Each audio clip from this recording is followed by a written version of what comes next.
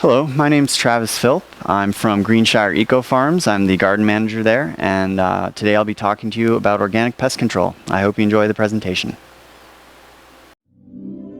Welcome to Richters Seminars.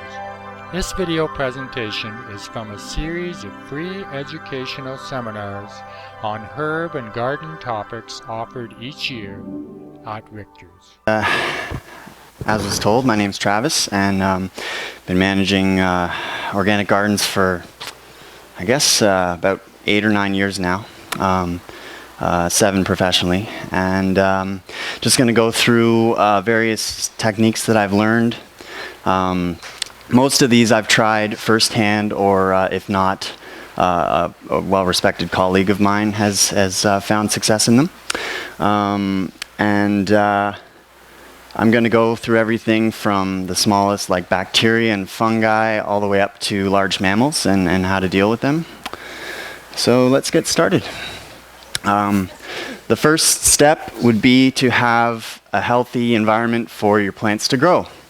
If you don't have that, then you're really just going to have to put them on life support, and they're just going to be, it's like a person. If they're not eating well, if they're not living in a good place, then they're just going to fall prey to sickness much more easily. So you want to do things like adding compost and organic matter, rock phosphates if you need, and any kind of mineral additions. And you want to avoid synthetics as much as possible. Keep the Roundup away, keep the Scott's fertilizers away, that kind of thing.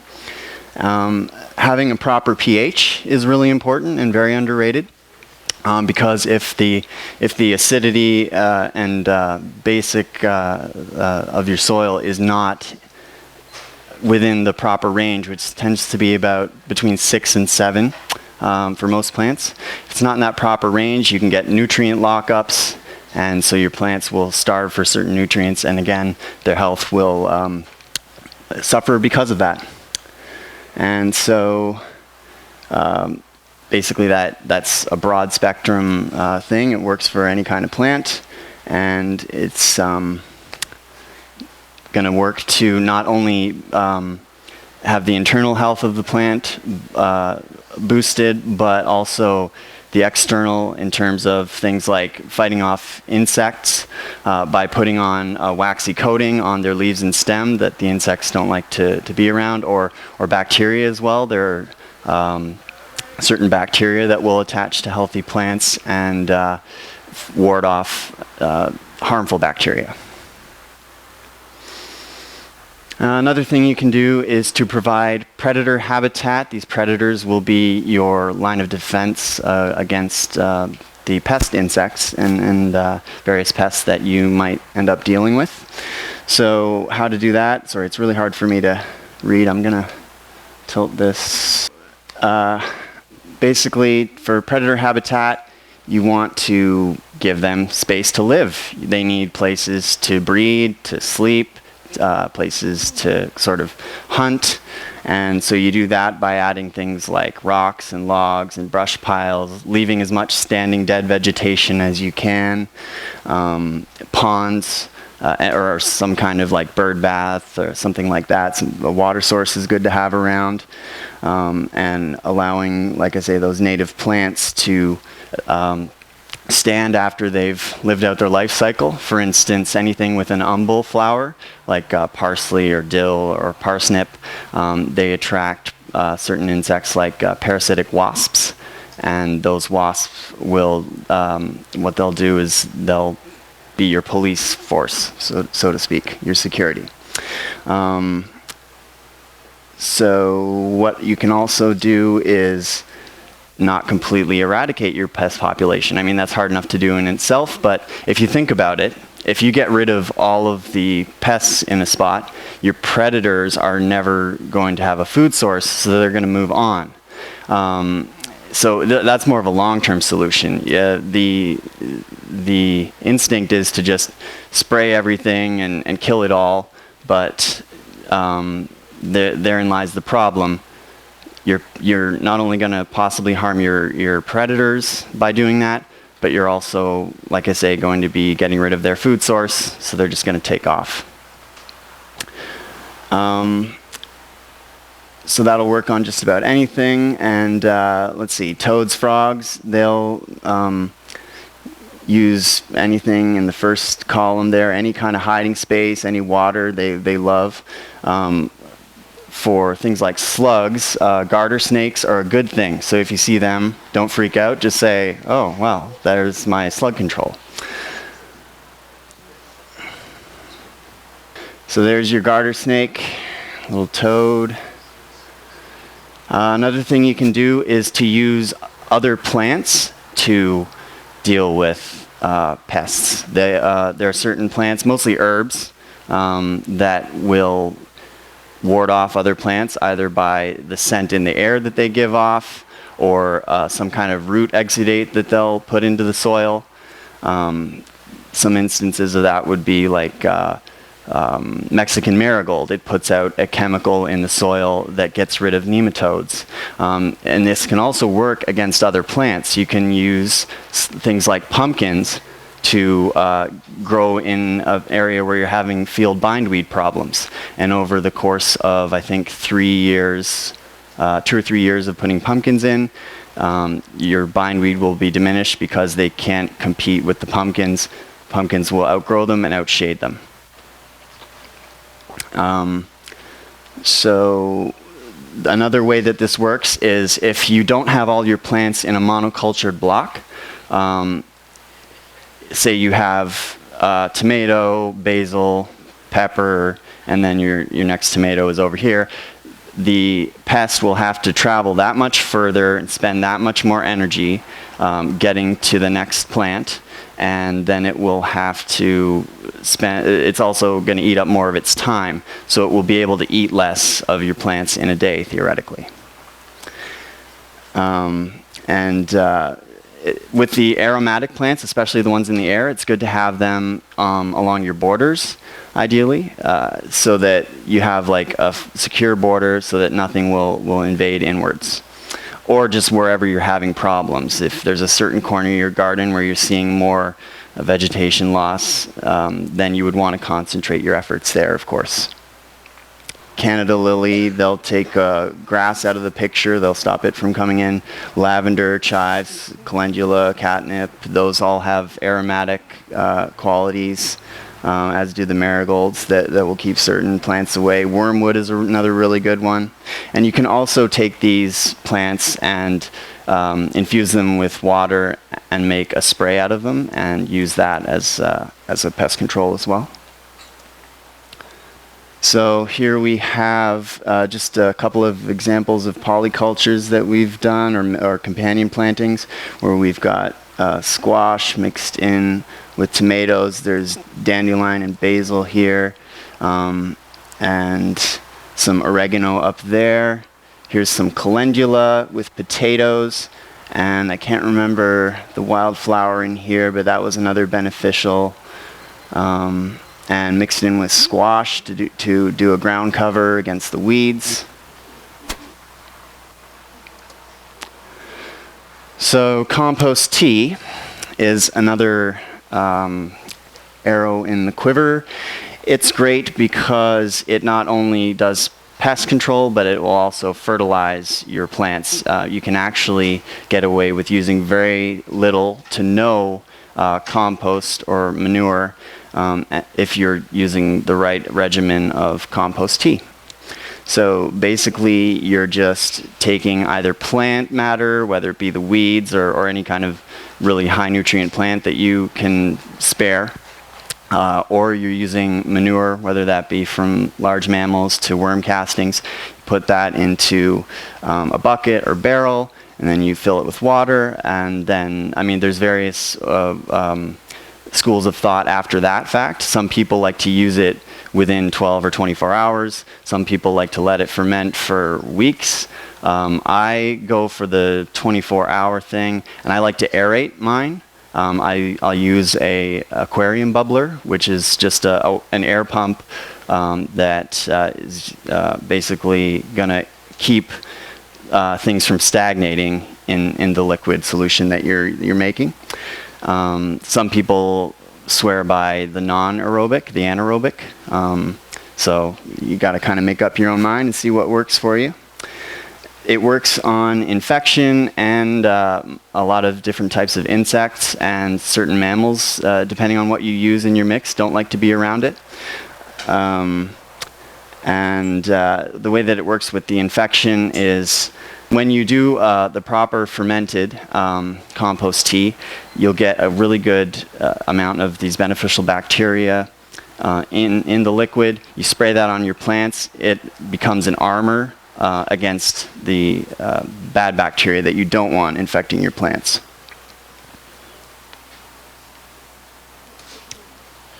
So this is what my setup kind of looks like. 2 to 3 days of fermentation. There's the clamp that your air hoses hook up to. There's your pump, and then you would have what are called air stones sitting at the bottom and possibly hanging in the middle if you've got a big barrel. And then you would fill up your. I usually use weeds. I don't tend to use compost. And you fill that up about halfway with weeds. Top it up with water. 3 days, you're good.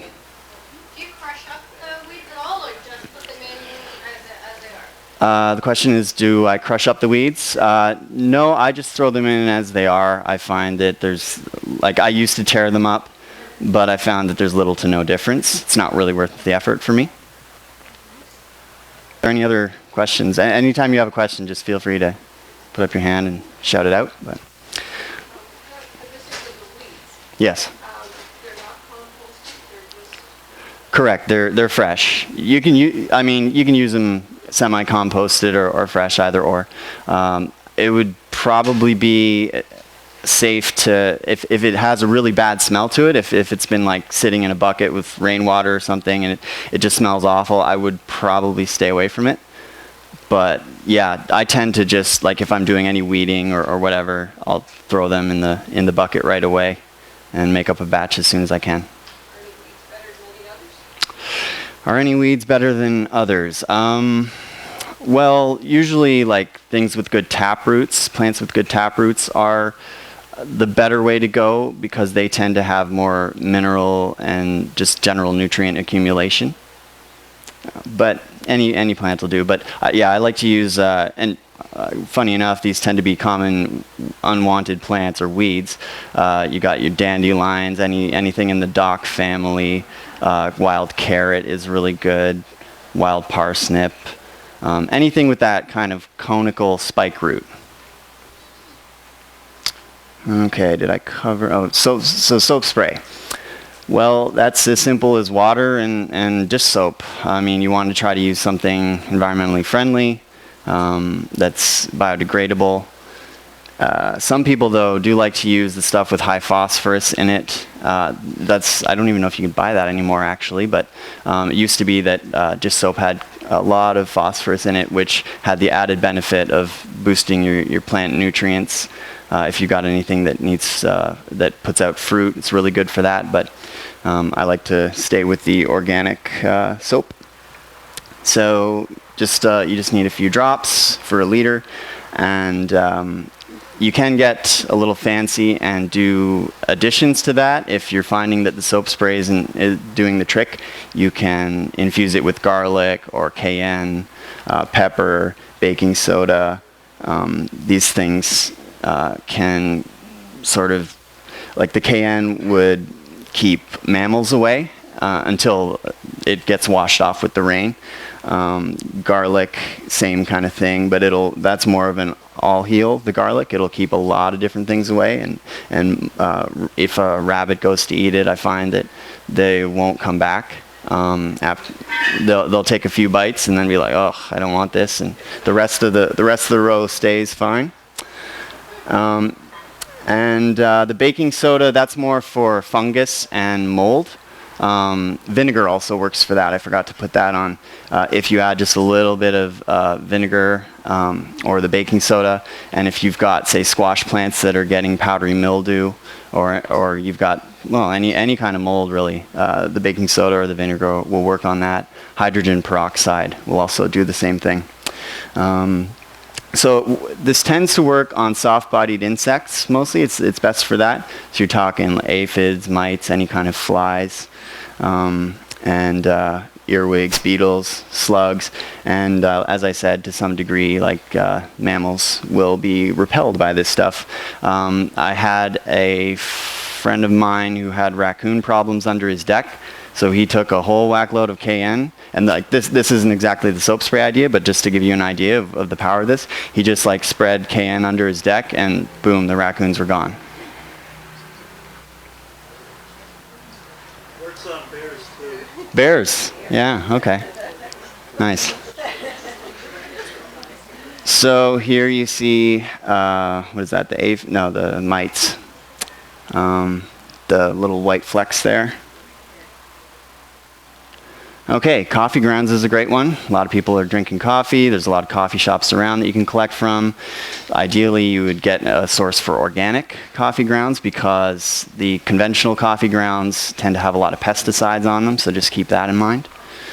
And it works mostly on slugs, snails, and flea beetles. More so on the slugs and snails, I find. Flea beetles I haven't had a lot of success with, but I've been told that can work for against them. Essentially you just scatter it on your garden as thickly as possible around plants that are going to be affected, and just as wide of a border as you can. I found that anything under a few inches of a diameter around a plant stem doesn't do a heck of a lot. I like to carpet my entire bed, pretty much use it as a mulch if I've got a real problem area. And then it also has the added benefit of breaking down and becoming a fertilizer. And it can condition soil. If you have clay soil, it will help add porous structure to it.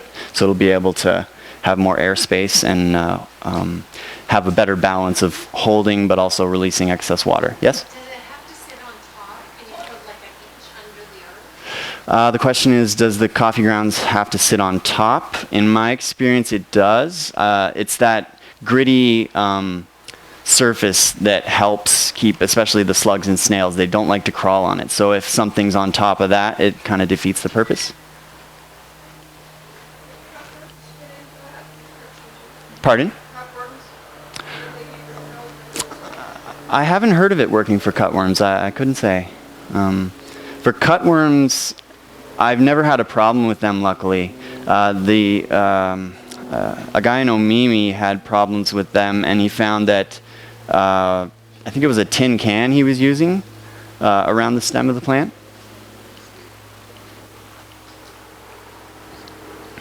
Okay. And so there's your flea beetles. In the sunlight, they'll look very iridescent, shiny and black. I've tried hand picking them. It's freaking impossible.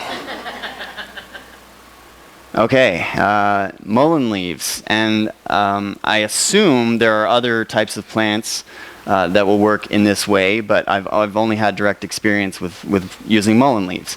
And so this one isn't commonly known. I can't even remember where I found out about this, but it was like a really obscure source that told me about this one, but I'm glad I found out because this works really well. And I don't know if Richters has mullein this year, but I know they were carrying it last year. So the way that you use the mullein leaves is to put them around your plants, again, in as thick a border as you can. You can dry them previous to that, or you can just let the sun dry them. I just let the sun do the work. And it's a general insecticide. There's a compound in the mullein leaves that has like just chemical properties that most insects do not like to be around. The first time I used it, I had a row of beans that was just getting ravaged by either earwigs or slugs. I couldn't figure out which because they were both present. And then I put mullein leaves around, and like within 2 weeks, they had completely bounced back. And I had since replicated this 3 times, so it wasn't like a fluke thing. And yeah, it was one-time application. Like, I didn't have to keep laying leaves out every week. It was just once, and that was good enough. I was really surprised at how well it worked. And sorry, was there a question right there? Oh, I thought I heard one. And what does mullein look like, you may be wondering? Well, there it is at the baby stage, the first year stage. It's a biennial. So in the first year, it grows vegetatively. In the second year, it will flower. It's got these really soft, fuzzy leaves. I haven't seen anything else in our region that looks much like it at all. It's got a very distinct color, hard to make out there maybe, but it's got a very pale green kind of color. I would think so, yeah. It's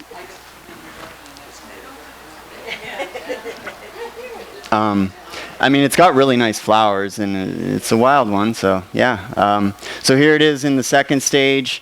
Not the best picture, but it's got these towers that can get upwards of, I've seen them like 8 feet tall, possibly even taller. They tend to be about 4 to 5 feet tall, and really strong woody stalk, and you'll see the large leaves sticking out the bottom. And that's what you want to grab. You want, ideally, about that big around. I mean, you take what you can get, but once they're about a foot, that's when I tend to use them, because otherwise, you have to use so many leaves, and it can be kind of time-consuming. So if you see that around, or if you want to pick up some mullein seeds or plants, then I'd highly suggest it. I'm really happy with that. It also is really good for attracting pollinators. It's this big beacon for bees and butterflies. And I don't know, just I like the look of it.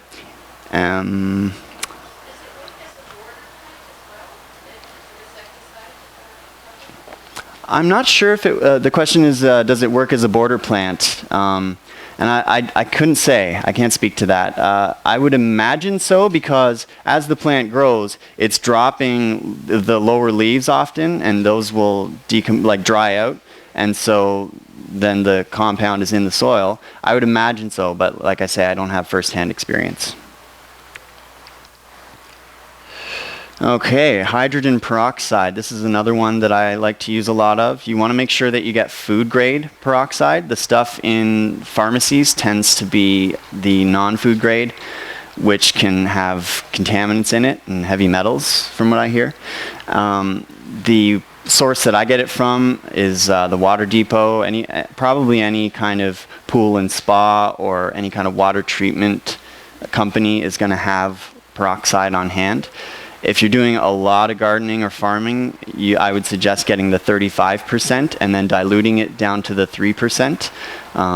But it is highly caustic. I get it on my hands a lot, and it just turns your hands white. It stings a lot. So just be careful with it. And it's essentially H2O2, water with an extra oxygen molecule. And it, as I said, sold it. Oh, you can also get it at some agricultural supply stores. Mold on my plant leaves, I'll use pretty strong, half 3% and half water is what I use for any mold. But there's a lot of info online with different ratios. So like I said, I'd guess it'd be best to just kind of look that up depending on what you need, because this is used for everything from herbicide. If you've got it strong enough, you can actually kill the plant leaves. Fungus, mold, any anaerobic bacteria, and damping off, which is where your plant sort of rots from the bottom up. If you start to see damping off, water with a lot of peroxide, and I've had that actually cure the problem. And essentially, you just spray it either or water it into your soil, and it works immediately. So I cover everything. Okay, so vinegar works similarly. You can use the household or the apple cider. probably use rice vinegar too, I imagine, or any kind. And it breaks down as a fertilizer. It's got a lot of nitrogen in it, so that's pretty neat. Again, it can be used as a herbicide, and it's one of those ones that's really good against powdery mildew. And it's nice because that can be picked up at any grocery store. I have heard, though I don't know, that things like Heinz and the conventional kind of vinegars can often have petroleum in them, which sounds crazy, but I guess we live in that kind of age where they're putting it in everything. So I would caution to, again, use organic if you can. You can buy natural vinegar at a supermarket, which is different than the other. Right. There's. Heinz does have, it's called naturally produced vinegar. Okay, and PC brand, I think, also. Probably. Yeah. So she's saying that there are what are labeled natural vinegars out there, for like grocery stores will commonly carry them. Okay, so how you do that, how you use that one, 2 to 3 tablespoons per gallon in general against the mildew. For a herbicide, you'd want to do half and half with water. Possibly stronger. There are certain plants that can hold up better against the vinegar spray. And I don't know how easy that is to make out, but here's a path. And that was sprayed with the half and half vinegar mix, and that's all dead there. It was a whole whack of different weeds, but they're all kaput. Now the root system will probably live on, so that's the drawback of this one, is that you might have to do a few applications, but if you keep it up, the plant's just not going to be able to live through it. All right, sticky traps. This one is one that I've got limited experience with. I've seen it work really well, but it's not the be-all, end-all. With a lot of these processes, you kind of have to stack your functions. You're not just doing one thing. You kind of have to hit your problem from as many angles as possible. So for the flea beetles, I use all of the things I previously talked about, plus this. And those things combined can really knock their numbers down. So the way that I do it is that I use either cooking oil, like I tend to use sunflower oil, but any will do, or honey if you somehow have tons of honey that you can just lay out, but you spread it on either paper or a shallow dish or like a bucket lid, anything that's not going to be too deep, or sorry, not going to be too shallow. Something that will be able to just hold maybe a few millimeters of the oil or the honey without having it spill out, and that's enough to trap the flea beetle. So you just place it in your garden. I do it at about 10-foot intervals in really bad spots, and just stand back and watch. On a sunny day, you'll just see tons of them. If you've got them there, they'll just start. By chance, just they don't get attracted to it per se. Maybe with the honey they would, but just they're jumping around all day, and so by having them there, you just catch them, and over time you're going to knock their numbers down. And again, I caution not to try and eradicate them completely, but just get them down to a manageable level.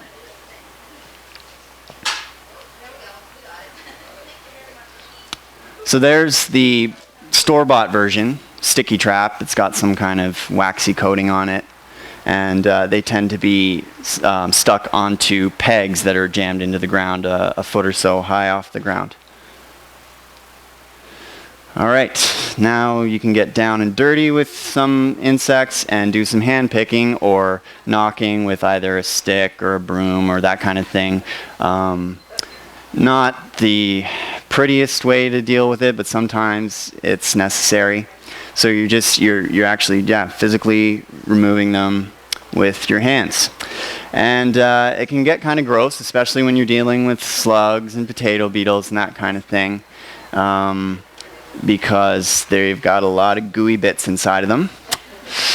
And but I found with potato beetles, for instance, what you can do is if you have your row of potatoes, or just go along your potato plants, you have a bucket and a 2 or 3 foot stick and just knock the plant towards the bucket, have the bucket underneath, and most, if not all, of the potato beetles will fall in there, and then you can do whatever you want with them.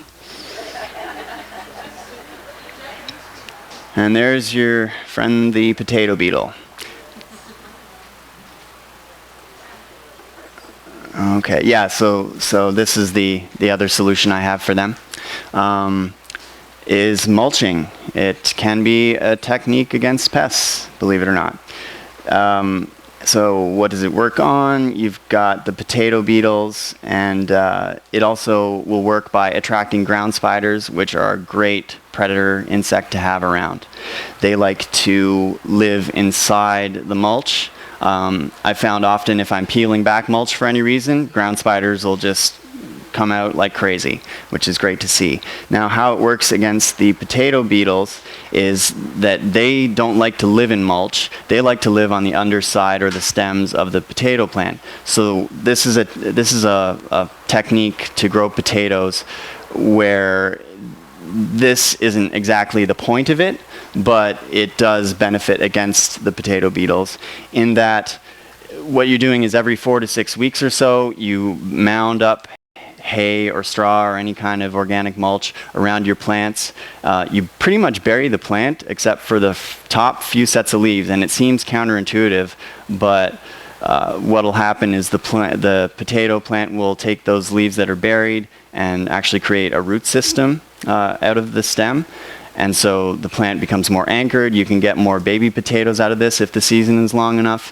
And you have the added benefit of disrupting the living space of your potato beetles.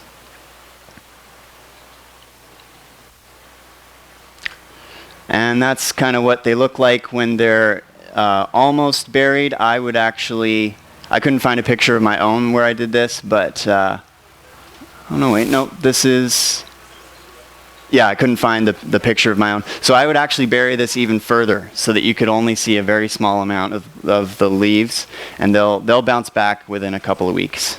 So you don't mound your potatoes? I mound them with the hay. I don't mound them with earth, no. It has the same benefit of keeping the sun from turning the potatoes green. Well, less work too. Yes, much lighter to deal with, and you're feeding your soil rather than just pushing soil around. You're actually fertilizing as you go. Okay, so soap bars. Doesn't have to be Irish Spring, but this is one that I haven't tried out myself, but a colleague of mine found that it works. Some people have said that it doesn't work. Some people say that you have to keep changing the type of soap that you're using every so often because the deer or whatever you're trying to repel will get used to the smell. At first they'll get kind of freaked out about it because it's really strong. And then I could see that they would get used to it, and then if they're hungry enough, they'll just go for the tree anyways. Pardon?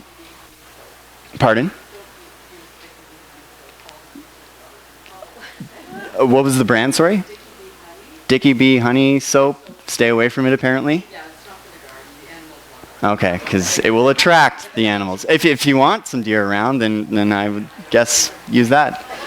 Another thing for deer is don't use the alfalfa pellet fertilizer.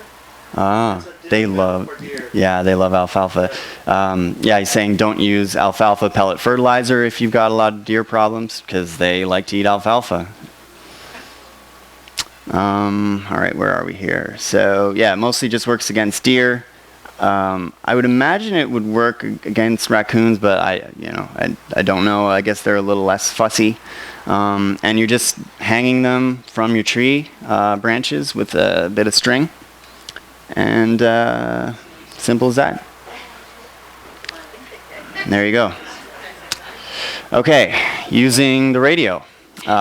If possible, if you've got your garden close enough to an electrical outlet, you might need some extension cords. That's what I use. I got like a 200-foot extension cord to go out to the edges of my garden if I need. And you're putting it on generally at night so you can set the alarm so that you don't have to actually be out there to turn it on or whatever. And talk radio works and best, especially the really annoying stations. works on deer and raccoons definitely. I don't know about rabbits and other mammals. But essentially, they think a person's around. I've heard that they can get wise to it. I've been using this method for 3 years, and my raccoons, maybe they're dumber than some, but they're pretty smart, and they have not figured out that it's not a person, which is great. I had, the first year that I tried it, I had a corn patch, and the raccoons came in when it was time, and they knocked a few plants over, so I was like, okay, they're here, I got to deal with this. So I put the clock radio out, and after that, there was no problems, and that's the only thing I did.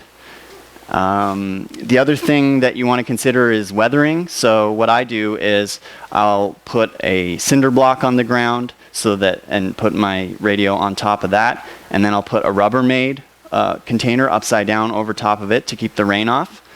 And then you would want to weigh the Rubbermaid down with another cinder block or bricks or just something to keep it from blowing away.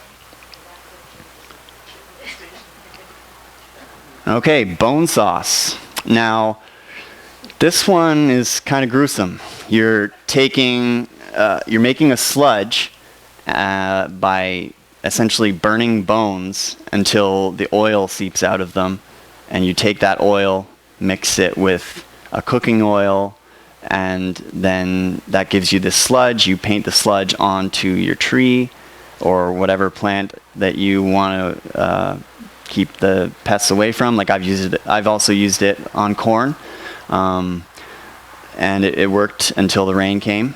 Yeah, it's kind of gross to deal with. It smells like a dirty barbecue, if you've ever had that. Kind of like an ashy, it just really gets in your nose. But it's so effective. Like it's really, really effective for trees. For trees, I mean, I have only used it for 1 season now, and it's worked for me. But the guy that I learned this from, his name's Sepp Holzer. He says that it'll work for upwards of 10 to 15 years. And he's been using this method since the 70s, so unless he's a big fat liar, it's probably working out for him. So, yeah, it's, I think I have a picture, but let me just make sure I caught everything. Yeah, it's the smell. It's just they don't like to be around it. Their sense of smell is so much stronger than ours, and so they can smell the death.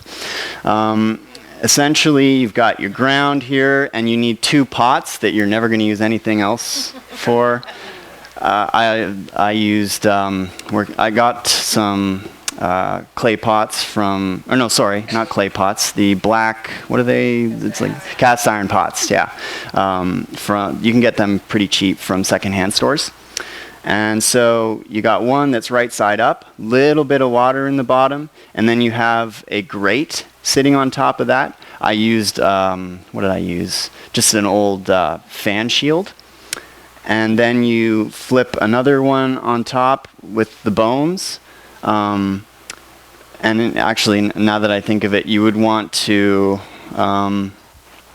see if I can demonstrate here. Oh, you guys won't be able to see.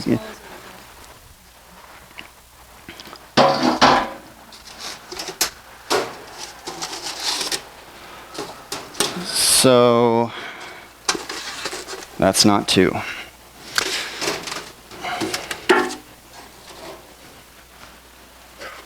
So yeah, your pot with water buried so that up to about there, and then you would have your bones in here, your grate there, flip it, bury it up to, well, actually you can bury the whole thing. Some people do that.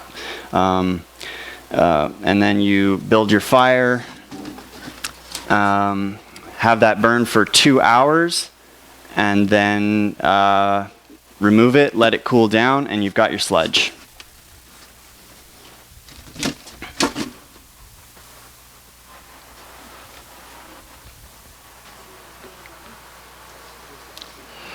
Okay, onion skins.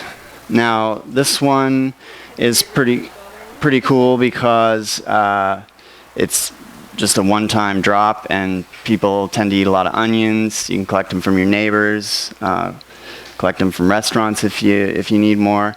And you're basically using them against squash vine borers. When you go to plant either your transplant or your seed, what you want to do is you put that at the bottom of the transplanting hole, or you just scoop about a handful of soil from where you're going to put the seed, drop the onion skins in, replace the soil, and plant. Now, Travis, is this one that you've tried? Yeah. So you're comfortable with it? Yep. Yeah, I had vine borers one year, and they just took out everything. The way that they work is it's really sneaky. You can't even see them because it's all like underground and then in the stem. So they live, they'll bore into the stem and suck all the juice out. Usually they'll kill the plant right before the fruit is harvestable. Like I had, half-size squash plants, and then the next day the vines were all dead. So this I found works pretty well against them. And it's the smell and the sulfur compounds that they don't like to live around. Would it be safe to say if I was planting like a vegetable garden and I was to use onion skin for each plant, would that work? Yep. Even though it's not mine? Yeah, if No negative side effects? unless you've got a plant that doesn't like a lot of sulfur, I guess, or that if you're thinking of companion planting, I would imagine that something that doesn't like to be planted next to onions would not enjoy that. I don't know for sure, but it seems to.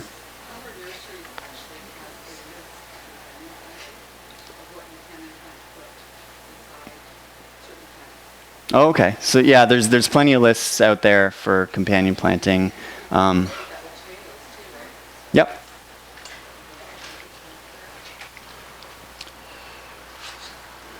Okay, and there is the vine borer in its above ground form.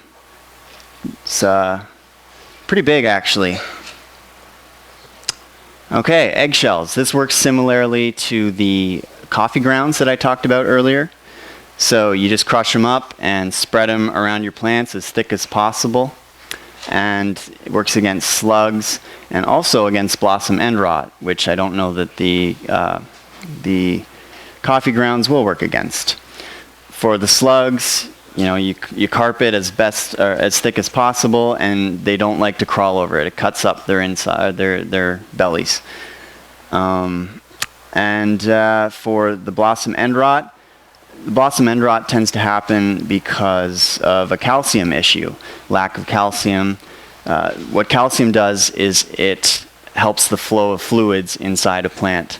And so if you don't have enough, then the juices aren't flowing and the plants get sick. And then with tomatoes or some those types of plants, peppers also, you can just have a healthy looking plant, but all of a sudden one day all your flowers are on the ground and you're not going to get any fruit, or little to no fruit. So add some of the eggshells, and they've got lots of calcium, so as you water or as the rain hits them, they'll weather and leach the calcium into the soil. All right, so that's my presentation, and I'll open it up to any questions. Ants? Now, that's a tricky one. I've never had personal experience with the bad side of ants. Although I have had them herding aphids onto some wild plants. I think that was how I dealt with them. Was I let a lot of wild plants in my garden. So they had, even though I had all these vegetables around, the ants went to the lamb's quarters. I don't know if that's common all around or if it was just my specific location, but I would suggest letting lamb's quarters grow up around your garden if you see that. It's also called, what was the other? Pig's ear, some people call it, and wild spinach is another name for it. And so in my case, the ants preferred that plant, so they left my vegetables alone. And what they do, for those that don't know, is the ants will collect aphids and farm them almost like cattle, and they'll put them up at the top of the plant. The aphids suck the juices out of the plant, and then the ants come along and take that juice and use it almost like a honey. It's very sweet, apparently. Trying to think if anyone I know has had to deal with ants. I mean, the one thing about ants is they can be a positive. Not in all cases, but they are actually really territorial, so they'll keep a lot of pest insects away in certain cases. So you have carpenter ants eating cedars.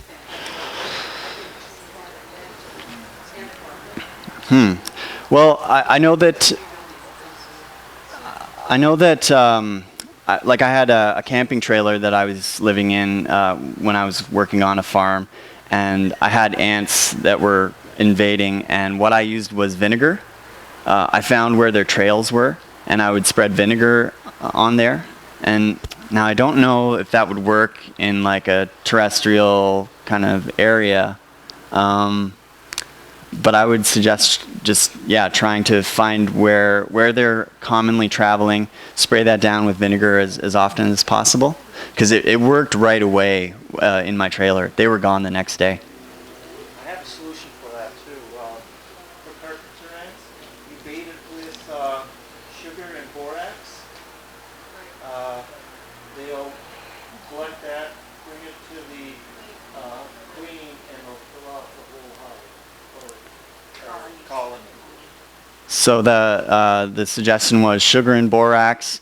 The ants will take it back to the queen, and that'll sort of kill off the whole colony. It expands in their gut. And Oh, okay. kills them all off. I see. Yes?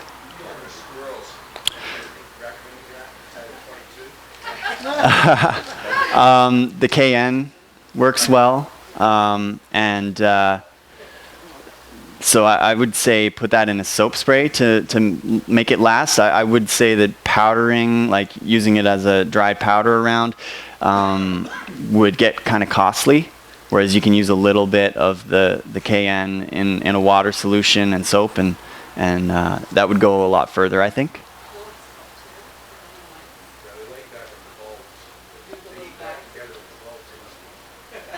And I wonder about onions. I mean, the onion skins. That might be something to try with the bulbs, to put that onion skins below the bulb, and I'm not sure. Yes? Two things. Do you ever use Epsom salts or orange? No, I thought about using Epsom salts at one point, but I can't remember why I didn't. It might have been the cost, but I guess you can get them for pretty cheap. No, I haven't used Epsom. And orange peel? No, what do you use that for? I guess I was mentioned somewhere as a repellent. Okay, orange peel is Mosquito repellent on babies.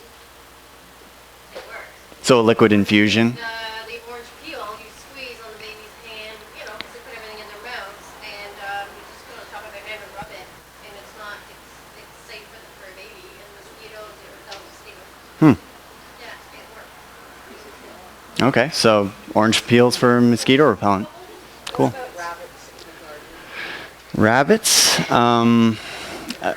I would say leave a lot of native plants if you got the space, because I have rabbits running all through my garden, but they don't eat my lettuce, and I think that's because every fifth or sixth plant is a native plant. Yeah, they tend to prefer. Yeah, that's the way that I've dealt with them. Yes?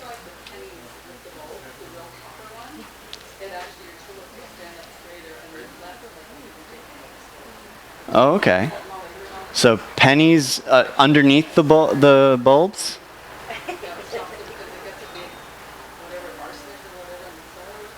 Okay, so yeah, she's saying to use pennies with bulbs that you're having problems with, and that the arsenic compound will keep pests away. Okay. I wonder though if you're using that for vegetables, if the arsenic uptake by the plant would be bad. That's maybe for more ornamentals. Yes? Lights for indoors, starting plants indoors. What do you do with the soap spray? How do you use it? You just spray it every few days, a couple times a week at least. Spray it in the soil as well as the leaves? It wouldn't hurt, Okay. but I tend to just spray on the leaves, and it seems to work well. It's good to remove the dead ones just by hand, so that well, first of all, it just looks better, but you can tell what's alive and what's dead. And do those sticky things, the sticky like the yellow sticky things, do they work with mice? I'm not sure. I wouldn't think so, because when I see them, they tend to be clinging to the plants. They would work for more something like white flies. Any other questions? What about for groundhogs? Groundhogs? Shotgun method? The shotgun method. Tried and true, I guess. Live traps and removal, but groundhogs, yeah, I've been lucky enough to never have to deal with them. Do I know anyone that has? One guy, but he uses a gun.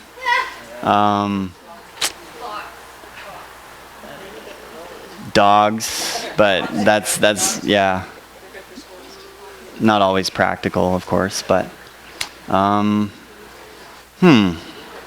feel like there was something else that I heard of that worked, but I can't recall. Any? No, just a suggestion. We've never had trouble with potato beetles on our potatoes, because the first year I was so late in getting them in that it was after June 1st that I planted them, and we missed the potato beetle's first egg laying, and we never had a potato beetle after that. That's because I went to your neighbors. Yeah, so to beat the life cycle of the potato beetles, plant them later, after June 1st. June 1st. Yeah. It's perfect if you want storage tomatoes anyway, potatoes anyways, because you want them late in the season. Mm-hmm. Cool.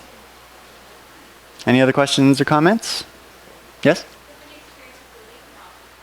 Leek moth? I don't, no. So there's a guy in Omimi who has had problems with them. I think he just rotating your crop to as far away from that problem area as possible. I don't know that. Have you guys heard of anything? But any solutions? Row covers. Floating row covers? Absolutely. Apparently can work. You got to make sure they're tight though, because if there's any spaces that they can crawl under, they'll find a way. And also what I have used is a soap spray right down into the middle of the garlic plants, Oh yeah. and that's gotten a few of them. Okay, so soap spray sort of from the They top wanna go in and getting in the crevices of the plant. Right. For potato beetles, have you used anything else other than picking them up? No, and one note on that is if you get them early, like as soon as you start seeing them, if you take out that first generation, they can't breed, and I've had success with just that, where there'll be, I'll have a 10-foot row, there'll be like maybe 5 beetles, I get them all, and then you got to be vigilant for about 2 weeks, checking at least every 3 days. But I've had that work a couple of years in a row, where they don't end up breeding and no new ones come in, so sort of nips it in the bud. So you've never used the other strain of BT? Nope, I've never used BT. Never had to go there. Another guy I know, he swears by the stick knocking method. He does potatoes in a much bigger way than I do, so it's more practical for him. And so it's a lot quicker than picking each one. Not as thorough, but for a large scale, it can work quite well. So what do you use for your crucifers? You don't use the BT for that? No, I just tend to use garlic soap spray. and apply that as often as I can for crucifers. Any other questions? No, I think that's all. So thank you. Thank you. Thanks for your time.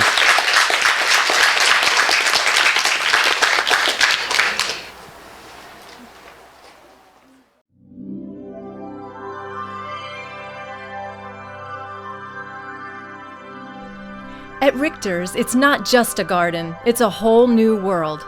For herb plants, seeds, veggies, and more, visit us at richters.com or call 1-800-668-4372.